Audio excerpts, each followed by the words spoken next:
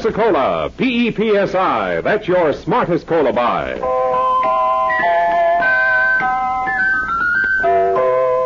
Pepsi-Cola presents Counterspy.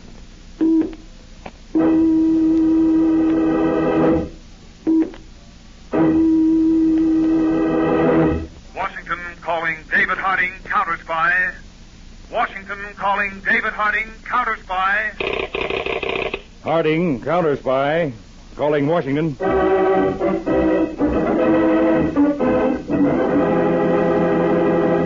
United States Counterspy, especially appointed to investigate and combat the enemies of our country, both at home and abroad.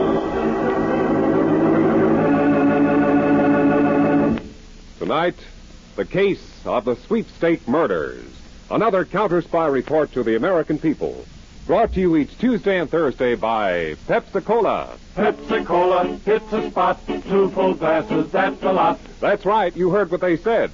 2 full glasses of sparkling Pepsi from one big 12-ounce bottle. You're getting an extra glassful. And what a delicious glassful. The most refreshing, delightful cola that ever tickled your taste. You can't top Pepsi's tangy flavor. And that big, big bottle saves you money, goes twice as far. Pepsi's America's big, big favorite. And America's biggest cola value. So why take less when Pepsi's best? Whenever you reach for refreshment, remember, Why take less when Pepsi's best? And now, to Counterspy.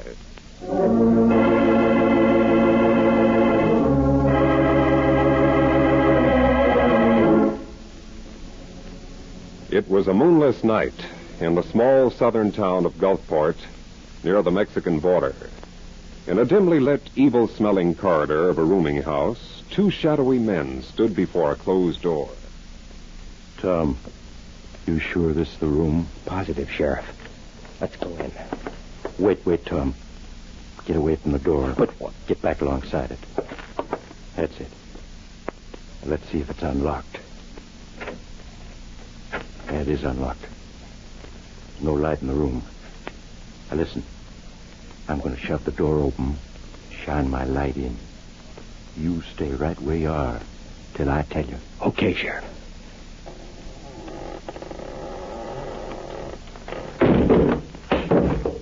What the... Come on, Tom. What is it? Look. There on the floor. What? It's Frenchie. What's left of him? His chest. Look at his chest. What? I don't know what did it. I never seen anything like this.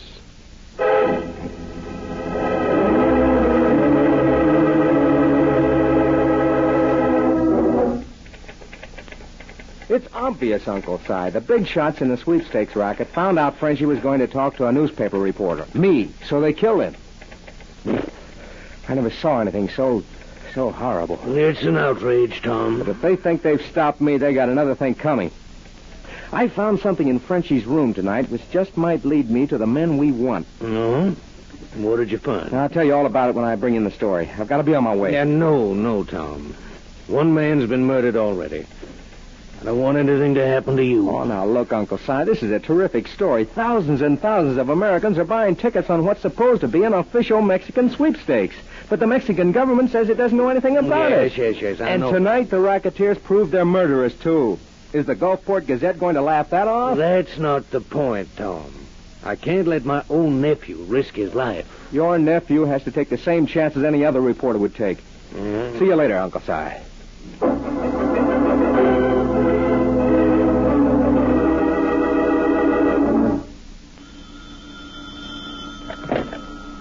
Hello? Is Tom Fisher there? No, he's not, but this is his wife, Ruth. Can I take a message? Yeah. Tell him to lay off the big story he's working on. Unless he wants the same thing to happen to him that happened to Frenchie.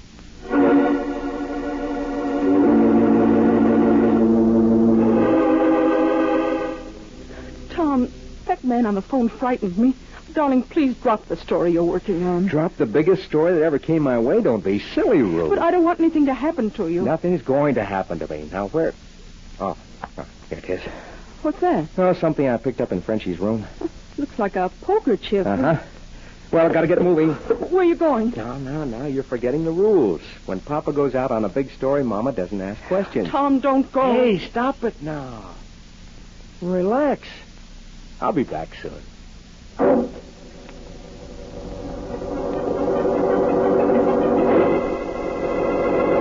Hey, you in the launch. You got room for one more? I'm going out to the gambling ship, too.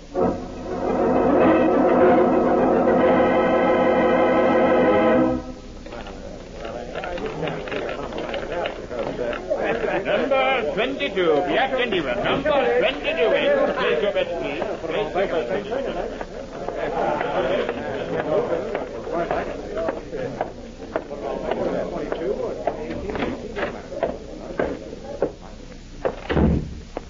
Hiya, Toro. Yes, Monk. Big spending crowd aboard tonight, Toro. Here's the take from the wheel so far. How much, Monk? $2,100. And the launch is still bringing the suckers out here to this ship. Not bad, huh? Dos, tres. No, he's not bad. What are you counting for? Don't you trust me? Just as far as, how do you say? I can see you. Oh, now, look, Toro. No. Do I'm enjoyed to count the money. Much money. Huh. You ought to be having the time of your life, then. The way that stuff is rolling in. The door, Monk. The back door. Okay. Who is it? Hey, Johnny, open up. All right. Get in. Okay. Get that gun out of my back. What the? That's Tom Fisher, the reporter. What? That's right, Toro. Caught him snooping around below decks. You know where. So, Senor Fisher. You, have found what you expected below, huh? Why, I don't know what you mean. No. You're a poor liar, senor. Nor are you wise. You should have heeded the advice conveyed to your wife. Then she, would not become a widow. A what? Now, listen, Toro. You know, senor, that I was once a matador, a fighter of bulls. No, This case contains 2 of my favorite swords. This gold-hilted one was presented to me by enthusiastic aficionados in Mexico City after a corrida in which I dispatched 6 of the bravest and fiercest bulls ever seen in any arena. As you see, from the side, the blade appears to be straight.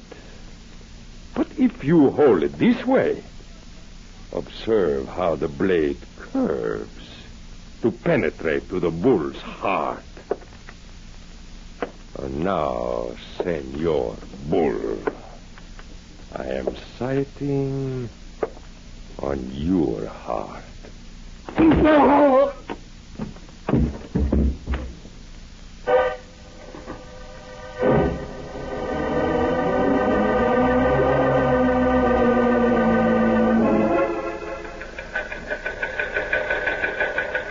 Counterspy Field Office, Charleston, South Carolina, to David Harding, Washington. Still another distributor of phony Mexican sweepstakes tickets apprehended here. Terrified, the man pleaded his arrest be kept secret. Denied knowing leaders of racket, but said had been warned that any squealer met horrible death by a golden sword.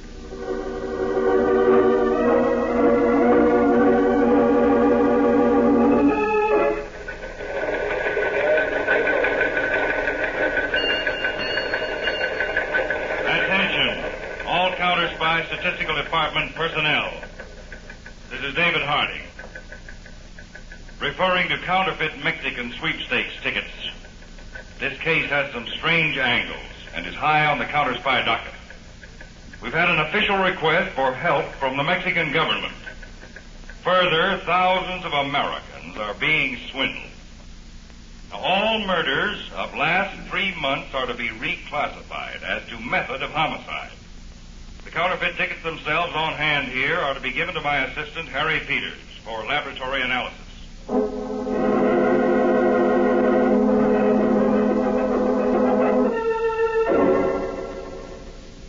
Here it is, Dave. The paper those phony sweepstake tickets were printed on is the 34-pound super newsprint stock. Oh? It was made by the Southwest Pulp and Paper Mill in Orengo, Texas. Texas, huh? Did you get a list of their customers, Peters? We can't get that for a day or two. The mill had a fire last week. The records are in a mess. Oh, fine. They told me, though, a couple of hundred newspapers buy super newsprint for their rotogravure sections, this particular grade, in addition to printers all over the country. That's many, huh?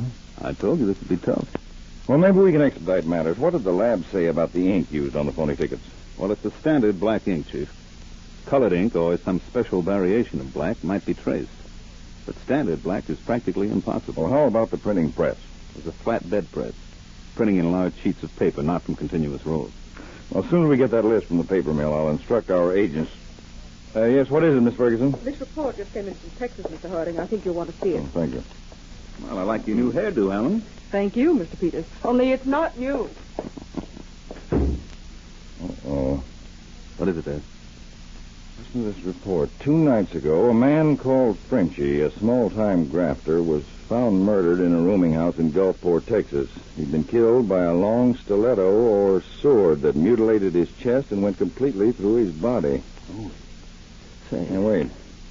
Early the following morning, the body of a young newspaper reporter, Tom Fisher, was found in the Gulf, just off Gulfport. He'd been murdered in exactly the same way. Dave, that report from our Charleston office about the distributor who was peddling the phony sweepstake tickets. Didn't he say something about a sword? Right, Peters. He said that anyone in the racket who squealed died horribly by a golden sword. Wait a minute now. Let's take a look at this map here. Oh. What, Dave? Here's Orengo, where you said that paper mill's located. Mm-hmm. And here's Gulfport. About 100 miles away. Peters, we've got to shortcut the job of tracing this paper. I want you to grab the first plane for Gulfport and go to work.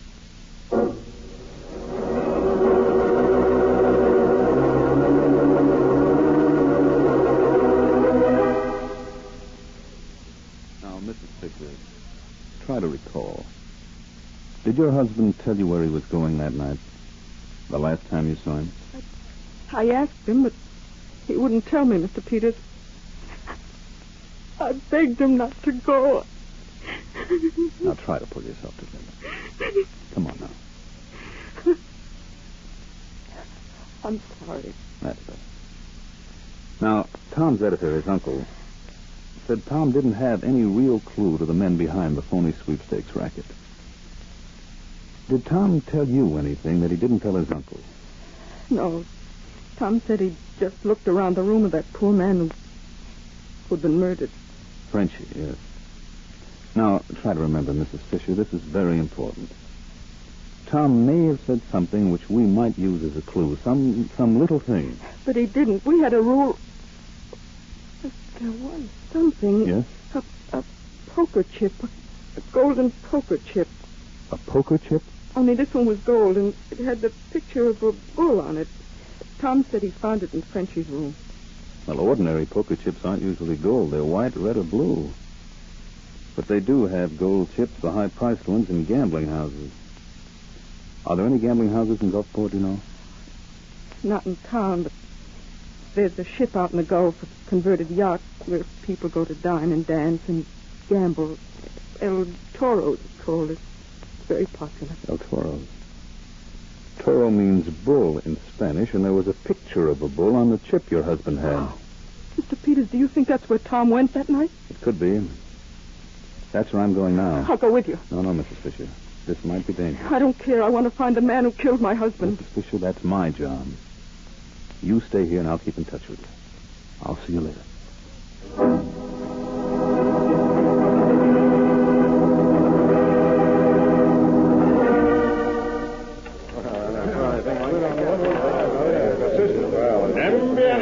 Black and even man. What is that? Good evening, Mr. Peters. Ruth Fisher, what are you doing here? I told you I want to find the man who killed my husband. And I told you to... Well, what's the use? You're here now. Have you found out anything? No, not yet. I've been circulating around in the crowd, but so... Say, there it is again. What? You hear that sound? Kind of dull hammering. It's coming from below decks. Yes, I hear it. It's probably the yacht's engine. But we're not moving. Ventilator pumps? No. Sounds more like... What? There's too much noise in here. Come out on deck where we can hear better. Yes. Pardon? Oh, I'm sorry. I beg your pardon. Excuse me. I'm sorry. Excuse me. Yeah.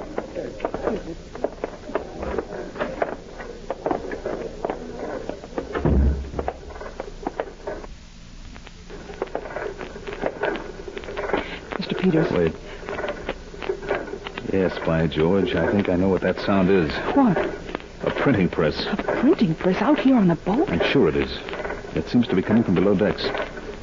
Come on, Mrs. Fisher. The stairs are over this way. Look out, Mr. Peters. There are two men behind you. What? Oh! That does it. You killed Mr. Peters.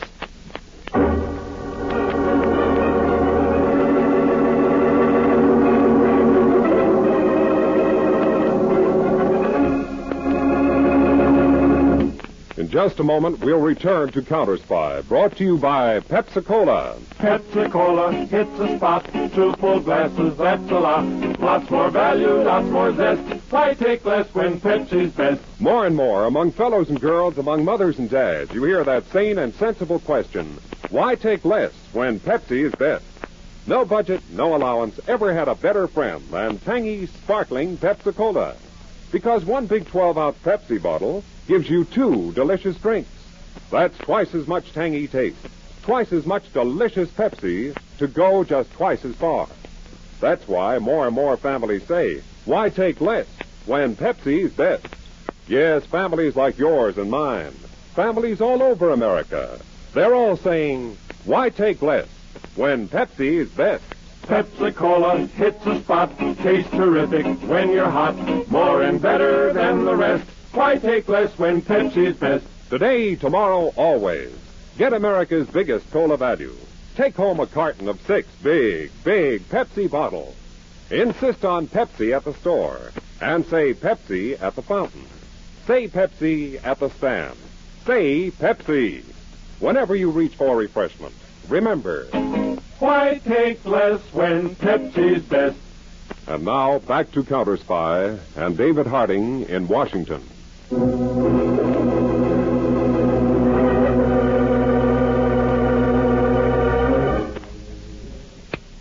Miss Ferguson, Yes, Mr. Harding. any word from Peters in Gulfport yet? Not a thing. I'm worried, Mr. Harding. So am I.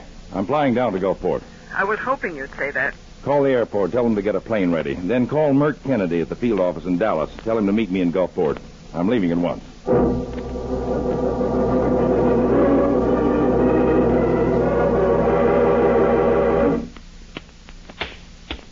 Wake up, Senor Peters. Wake up, I say. Stop hitting him, you brute. You be silent, Senor Fisher, or you get it too. Senor Peters, wake up. It's morning. You've been asleep all night. Johnny sure gave him an awful crack on the noggin, Toro. Yeah, but he's not dead yet. Oh, wake up, you pig of a counterspy. What? He's coming too. Take these ropes off my arms and I'll... You'll do nothing, Senor. Except what I tell you. Who are you? I am El Toro. El Toro. Oh. You run this gambling ship and the... See, the gambling ship and all else you came to find. Amigo, you wish both yourself and the charming Senora Fisher to live, huh? Naturally. Well, then all you need to do is to send a telegram to your, chief in Washington, the great David Harding. You say to him, you have investigated, and the headquarters of the Sweepstakes is not in Gulfport, as you think first, but in the small town of Vernoche over in Mexico. And you say you go there now. Hey, that's good, Toro. And after I send this wire, taking the heat off you, Mrs. Fisher and I get bumped off. Oh, no, amigo. After a short while, you're made free. You think I'm dumb enough to believe that? I know you killed that poor bum Frenchie, and you killed Tom Fisher. Oh, you grieve me, amigo, to doubt my word. But you listen to me then. You, I promise nothing. But send the telegram, and the senora will not be harmed. I promise. I wouldn't trust you as far as I could throw the animal you're named after. Very well then, Senor Peters. Observe.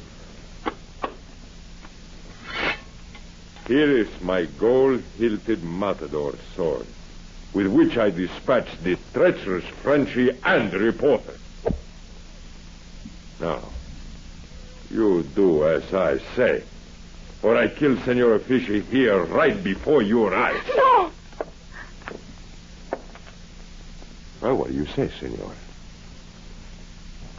Okay, I'll send the wire. Now you're talking. Bueno. There's a telegraph pad here on my desk and pen and ink. Now write. All right. Untie my hands. Now, that is simple. With the sword. But try nothing rash, amigo. I know when I'm licked. Now, let's see. There's not much ink in this inkwell. Oh, there's enough for the purpose. Well, it's enough to blind you for a moment. I'm blind. No, you don't. You throw things in my eyes. You will kill you. I'll hold you, monk. Give me that gun. There are you, monk.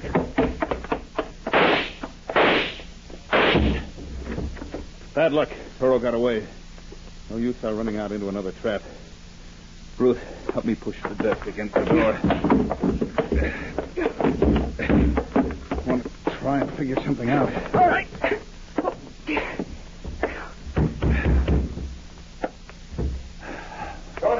Ronnie, Mark, all of you. Hurt me! Here they come. I'll be able to hold them off with Monk's gun for a while.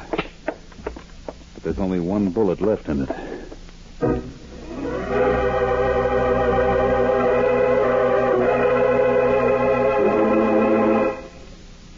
I just had a session with Gulfport Sheriff, Mr. Harding. 2 fellers killed, Frenchie and Tom Fisher. 2 folks disappear, Peters and Mrs. Fisher. But the sheriff is plumb out of ideas. We'll have to find Peters and Mrs. Fisher without him then, Kennedy. Did you see the newspaper editor? Cyrus Manning, yes. He's young Fisher's uncle, and he's afraid of something. And I have an idea, but I can't do anything about it until I hear. Maybe that's the call I want now. Harding speaking. Oh, yes, Mr. King. Have you got that shipping figure? Good, let's have it. 4.67 tons. Thanks very much. No, that's all I need right now. Thanks again. Goodbye. My hunch was right, Kennedy. Now, I've got a plan, but I'll need your help. Now, I'm going back to see Cyrus Manning, editor of the Gulfport Gazette. And I want...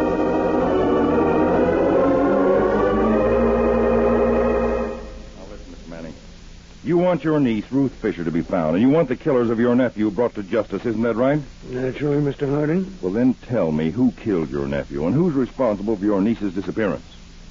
I don't know. You're afraid to talk. You're afraid you'll be killed, too, by the golden sword. That's not true. But, Mr. Manning, the men you're protecting can't afford to let you live. You know too much. Your only chance to save your life is to confide in me. Those fellows may be planning to murder you at this very moment. Look out, Mr. Manning. Get on the floor. Good heavens. Somebody shot at you from the window. Come back here. Too bad, Mr. Manning. He got away. Mr. Manning, you all right? Yes, I think so. Good See, heavens. I told you. You were in great danger. Use your head, man. Talk before it's too late.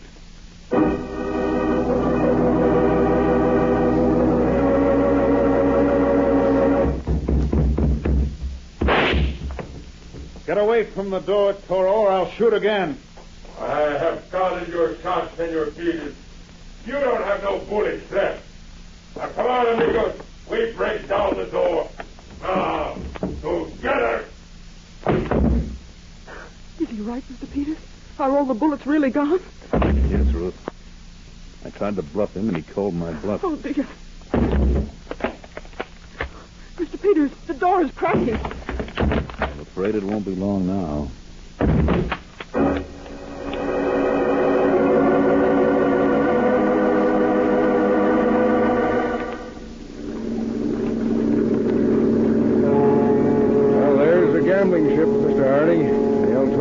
right, Kennedy.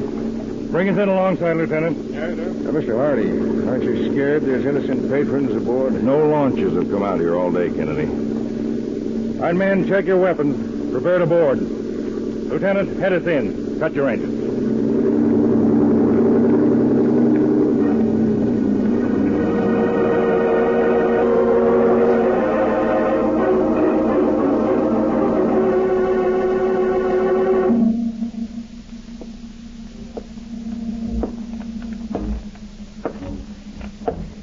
Nobody inside, Mr. Harding, and the deck's empty. I don't like it, Kennedy. I sent 6 men down the port side. You want us to go up on this side? Now, let's go. That's a trap. Hit the deck, men! Return their fire!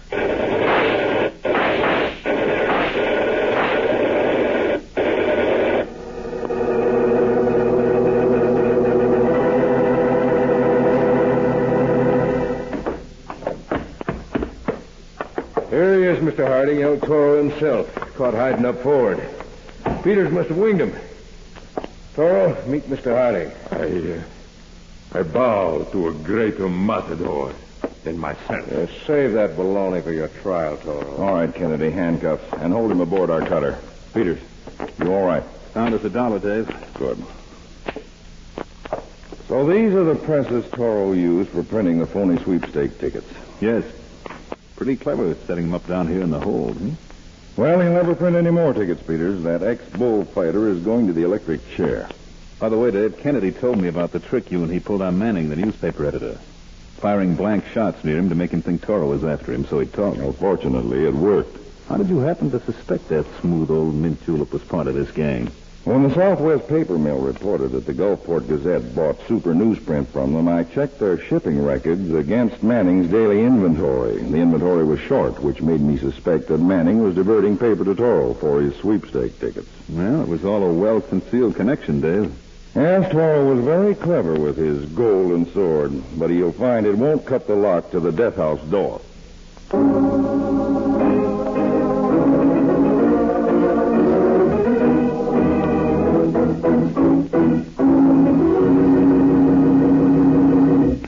When your friends drop in, be generous, but be thrifty, too. Serve plenty of delicious Pepsi-Cola. Pepsi's big 12-ounce bottle gives you not just one sparkling glassful, but 2. Get a carton of 6 and serve 12 delicious drinks. Yes, Pepsi is America's biggest cola value. You get twice the tangy taste, twice the refreshment, twice the Pepsi. So why take less when Pepsi is best? Whenever you reach for refreshment, remember, Pepsi-Cola hits the spot. Truthful glasses, that's a lot. Lots more value, lots more zest. Why take less when Pepsi's best? This is David Harding. A special word to employers. Give work to our handicapped veterans. Next time a job opens, write to Captain Maurice Witherspoon, Masonic Veterans Committee, 71 West 23rd Street, New York City.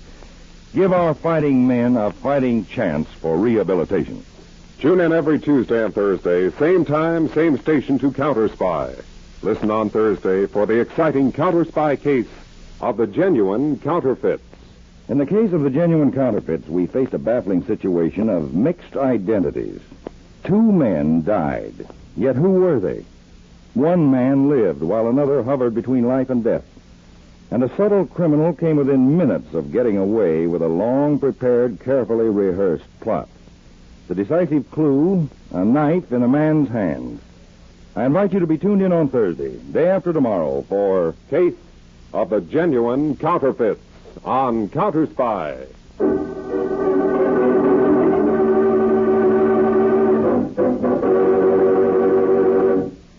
Tonight's Counterspy program originated in New York, was directed by Leonard L. Bass, and featured Don McLaughlin and Mandel Kramer, with music by Jesse Crawford. Counterspy is a Phillips H. Lord production for Pepsi-Cola. Enjoy some Pepsi, ice cold tonight.